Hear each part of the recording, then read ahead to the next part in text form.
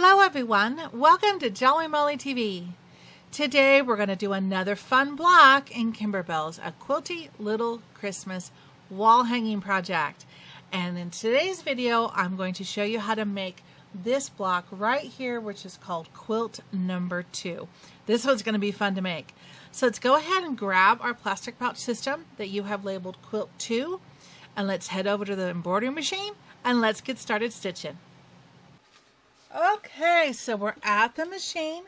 I have a bobbin with white thread down below, and I put white thread up in the top of my machine because the fabric that we're going to be working with that's in your plastic pouch system labeled quilt number 2 is going to be a white fabric if you're using the kit.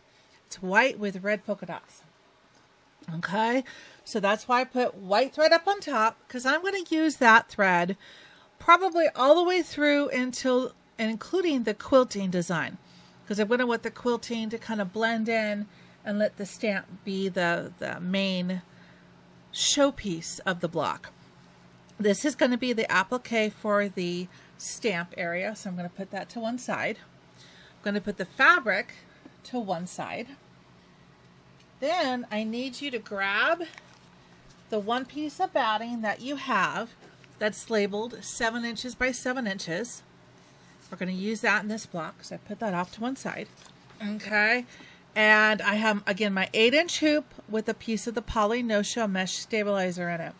And you're probably asking, why am I using an 8-inch hoop? Well, the design itself that we're going to be stitching out eventually, the main embroidery design, is actually under 5 inches by 5 inches. It's 4.86 by 4.87, which would fit in a 5 by 7 hoop. But since we're doing the quilting designs, block by block quilting, the quilting design stitch area is 6.5 inches by 6.5 inches. So that will not fit in your 5 by 7 hoop. If you only have up to 5 by 7 hoop, go ahead and skip the quilting designs and just stitch the main embroidery design, and that will get you to be able to do that in your 5 by 7 hoop. All right, but if you're able to do the quilting designs, you need a hoop that will accommodate 6.5 inches by 6.5 inches. So I'm using my 8-inch hoop. All right, let's go to the screen cam and load the design. Here we go. So I'm going to go to my embroidery unit. I keep all my files on a flash drive, so I'm going to pull up my flash drive, and I have them in a subfolder called A Quilty Little Christmas. Okay, the first thing I need to do is pull up my quilting, and I want Christmas 14, which is this one right here, and I want the 6 by 6 inch design. This one right there. That's cool. So let's click Set. Then I'm going to add and bring in the main embroidery design on top of that. Go to my main quilt, and I'm looking for quilt number 2. Okay, here it is right here. Here is quilt number 2. So that was in the Quilty Little Christmas number 1 subfolder. This is here, 5 by 7, which is really the 4.86 by 4.87. Quilt number 2. Okay, so let's click Set. It's going to bring that in and perfectly center it on the block. So that looks good. So I'm going to go ahead and click Embroidery, and we are all ready to go. Again, I've got white thread up on top because my fabric's going to be white. So let's put the foot down and stitch out the placement line for the batting. This is going to be fun.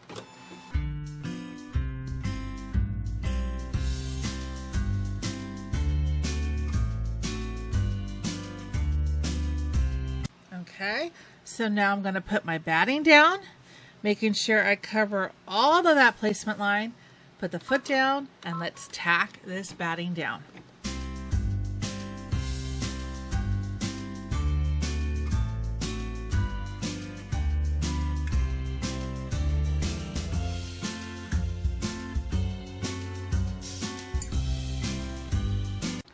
Okay, so now I want you to take the hoop off the machine, take this over to a table, and I want you to trim away the excess batting from around all four sides of that stitch line, and I'll meet you right back here. All right, so I have that trimmed up. So let's put the foot down and let's stitch out the placement line for the fabric.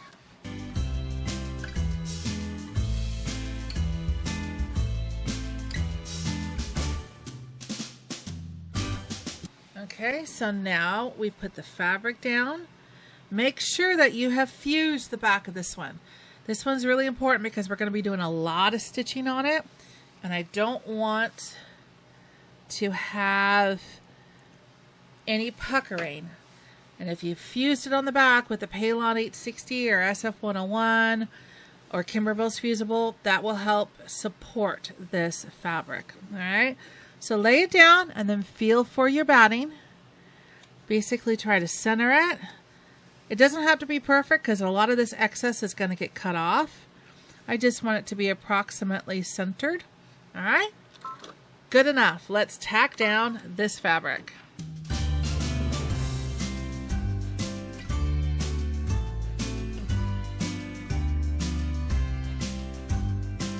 Nice. Okay, so now I'm going to do my quilting. I'm going to do it in white thread so it kind of blends into the background and the stamp will be the focal point. But you put whatever color thread you would like in the top of your machine to do your quilting.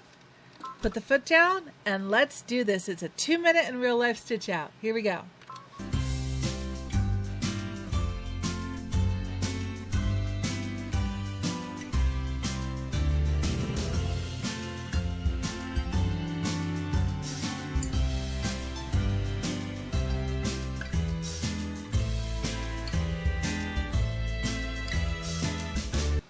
Okay, so now I'm going to switch out my thread up above, and because my fabric for this stamp is going to be an ivory, I'm going to put an ivory thread in the top of my machine. All right, we're only going to use this for the placement and the tack down of this ivory fabric. Okay, so change that thread out, and let's go ahead and stitch out the placement line for this fabric. Here we go.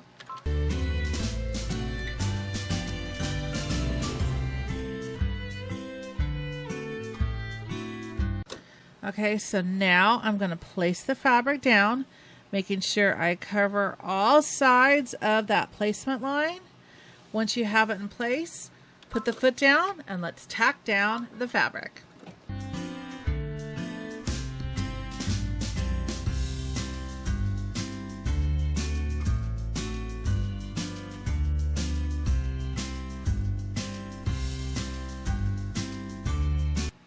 Okay, so the first color we're going to stitch is red. Then the next color we're going to stitch is the pink. And then the third is going to be the forest green. That's going to look really pretty. So I'm going to put the other two down below, and now I'm going to switch out my thread and put red in the top of my machine. You do the same for yours, assuming that you want it to look like Kimberbell's sample. You can change the colors up if you want. You can do these 3 colors in any combination you want. So you pick your first color thread and put that in the top of the machine. And we're going to stitch this out. All right. So this is a long stitch out. Oop, get the loop out. Get the loop out.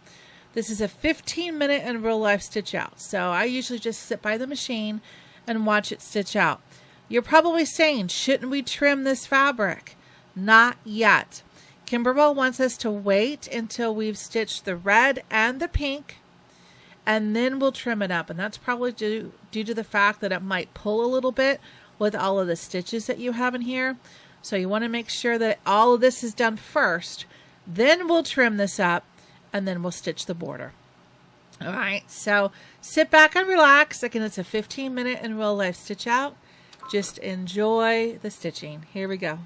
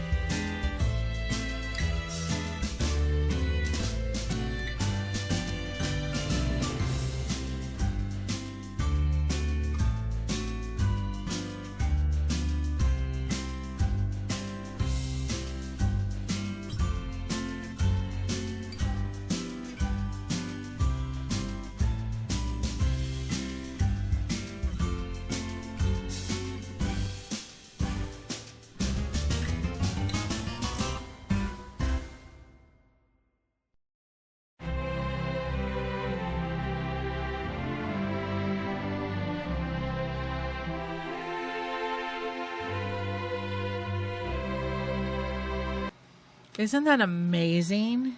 Beautiful digitizing. It just came out so nice. Good job to Kimberbell. All right. I want to check my bobbin. Yeah, that's what I figured. I put the hoop gently off to one side.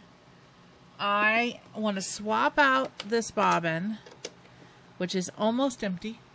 I want to swap it out with a new one, because the next stitch out is another 18 minutes, and I really don't want to run out, if I can avoid running out, in the middle of a long stitch out like that. So put a new full bobbin down below, and we can go ahead and put our hoop back on the machine, and then I'm going to load pink, which is my next color, in the top of my machine. You do the same, whatever your next color is going to be for the inside of this block. Load that thread up above and sit back and enjoy the stitch out. 18 minutes in real life. Here we go.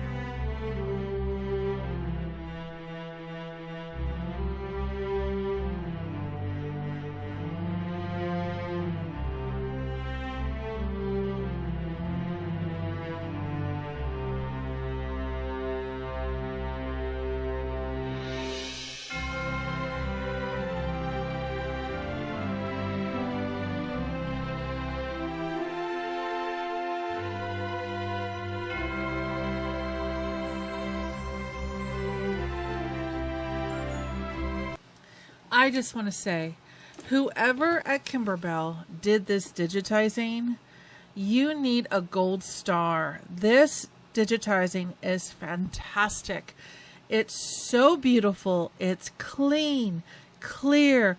The fill is complete, and it's very neatly done. Just beautiful.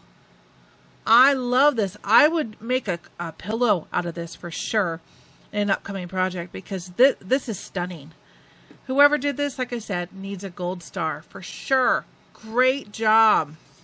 All right, I'm looking at my bobbin. I got half a bobbin left, so I'm going to go ahead and at least start the outer edge here, and then I will have to change my bobbin out.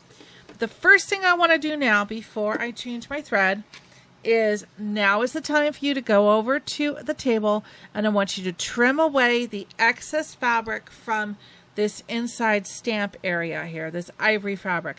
The reason that we wait until this is all done, because this is so stitch intensive, you don't want to have cut right against this line and have the stitching pull the fabric in, because there's not enough fabric on the outside. It would be very easy for the fabric to get pulled in. So that's why we do all the stitching here first. Again, this is beautiful. So now we can go ahead and trim up all of this excess fabric from around the stamp area, and then we'll come back here and we'll stitch out the border. Okay, so I've trimmed up that ivory fabric. Let me show you a little bit closer. See, all that excess ivory fabric there is gone. So now I'm going to switch out my thread. So put in the color thread up in the top of your machine that you want for your outside border. I'm going to go with the forest green that Kimberbell recommends because I think it's going to come out just amazing when it's done. The color combination is just going to be so pretty. All right, so let's go ahead, load the machine with your thread, make sure there's no loops, and we're going to stitch this out. This is a 24-minute in real life stitch out. I will probably run out of bobbin, and when I do, I will show you how to replace that and how to back your stitches up so you have one continuous stitch area. All right, so let's sit back and enjoy the stitch out.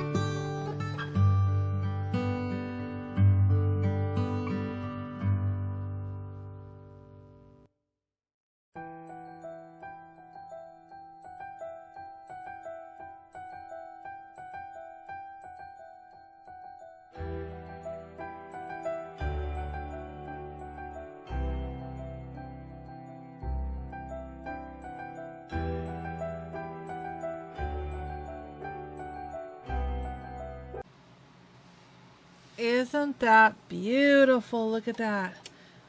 I can't believe it made it all the way through. Ooh, I still have a teeny bit of bobbin left. All right, I'm going to show you anyway, though, how to fix it if the bobbin were to stop in the middle of this. This is gorgeous. Again, gold stars to whoever digitized this. This is beautiful. Okay, so let's go to the screen cam. All right, and I've finished embroidering, so I'm going to click OK. And my carriage will move. That's fine. And I'm going to go use my plus and minus key, and I'm going to go back a stitch. I'm going to go back to this border. And I'm just going to jump into it here a little bit. All right. So now if my bobbin had run out of thread, it will come up and say, you know, bobbin is almost empty. Please replace. Okay. So you replace the bobbin thread. Then you have to come back here. And you have to go back stitches so that you can start again just before where you stopped so that it can secure the stitches and then it can continue on seamlessly. So I will do the -10 button once and twice. That's 20 stitches that it will go back and start again, and it won't leave a large bump in the transition, okay? If you went back further than that, then I would actually have to go back the whole row, and you don't want to do that. But 20 stitches gives like a happy medium, and it will still give you a nice fluid seam on the border. And then I just click OK, and then I would stitch those out. All right, so that's how you can restart yourself if your bobbin runs out in the middle of a big job like this. Isn't this gorgeous? I love it. Okay, there we go. Get that back. That is so pretty. All right, so let's take the hoop off the machine. Let's take this block over to a table, and I'm going to show you how to finish it up. All right, this is so pretty and so elegant. I just love it. Just classy, but just beautiful digitizing, yielded beautiful stitch work. All right, so now all we have to do is square this block up. We're going to square it to 6.5 inches by 6.5 inches using the outer stitch line to measure. All right, so let's go ahead and put the ruler down. From this stitch line to this stitch line is just a hair under 6.5. And from the top to the bottom is also just under 6.5. So that's what we're going to use to square this block up. Okay, so I turn it to the side and I'm going for that stitch line. This is a nice straight stitch line. So I can put my ruler on it. Then I can go just a hair past it. Put my hand on the ruler, hold it down. Can I see that stitch line? Yes, I can. So it's safe to make the cut. Okay, turn it around this way. And I've got it lined up there. So I go 2, 4, 6.5. And I can line my ruler up with the mat, making sure everything's good. Can I see that stitch line? Yes, I can. It's just underneath that ruler and I can make the cut. Okay, come over here. Now I'm going to line this ruler up with this edge of the block, and then I'm looking for that stitch line and I go just a hair past it. Can I see that stitch line? Yes, I can. Make the cut. If your answer to that question is no, because you're over here, stop. Reassess where you are. Put yourself back on that outer stitch line and then make the cut. That's why I always ask myself that question. Can I see that stitch line? Because I don't want to be here and accidentally cut it. You know what I mean? That would be devastating. I would probably cry on this one because it's so pretty. Okay, so I'm going to go 2, 4, 6.5. Line my line on the ruler up with the mat. Line this one up here with the edge of the block. Can I see that stitch line? Yes, I can. And you did it! Dun, dun, dun, dun. Isn't that so pretty? I am in love with every single block that we've done so far in this project. Just adorable. Yay! Congratulations, you did it! I hope you had as much fun making this block today as I have, and I hope you stay tuned here on Jolly Molly TV for more fun and more blocks in Kimberbell's A Quilty Little Christmas wall hanging project. And until I see you next time, take care and happy stitching. Bye-bye.